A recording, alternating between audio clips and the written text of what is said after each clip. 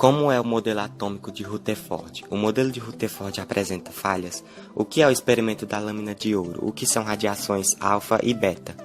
Mas antes que eu possa responder essas perguntas, preciso que vocês saibam quem foi Rutherford. Bom, Rutherford nasceu em Nelson, Nova Zelândia, em 30 de agosto de 1871. Ele estudou na Universidade de Wellington, onde em 1893 se graduou em Matemática e Física.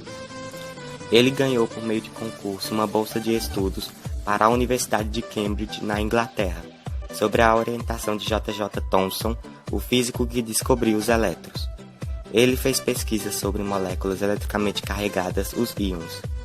Mostrou interesse pelas radiações emitidas pelo elemento rádio, que tinham sido recém-descobertas por Marie e Pierre Curie.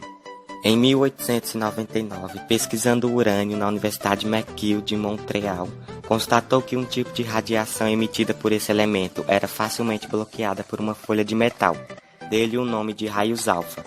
Outra forma de radiação mais penetrante foi batizada de raios beta. Tais descobertas foram importantes para o futuro trabalho de Rutherford com seu colega Frederick Soddy. Ambos estabeleceram as bases da teoria da radioatividade. Em 1907, ele foi trabalhar em Manchester, Inglaterra, época em que descobriu que os raios alfa consistiam em um fluxo de átomos de hélio carregados positivamente. Essa descoberta foi feita recolhendo o gás resultante da passagem de partículas radioativas através das paredes de uma câmara de vácuo. Essa descoberta lhe valeu o Prêmio Nobel de Química em 1908. Em 1910, dois alunos, com a ajuda do próprio Rutherford, colocaram uma folha de ouro bastante fina, interceptando um feixe de partículas alfa emitidas de uma fonte de polônio.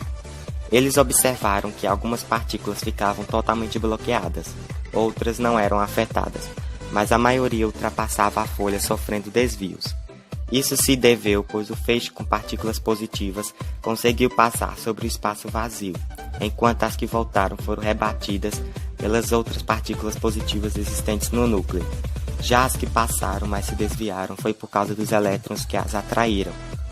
No fim de todo esse processo, Rutherford concluiu que a matéria é bastante rarefeita, ou seja, constituída quase inteiramente de espaços vazios, situados entre o núcleo e a eletrosfera. Agora, uma ótima questão. O modelo de Rutherford apresenta falhas?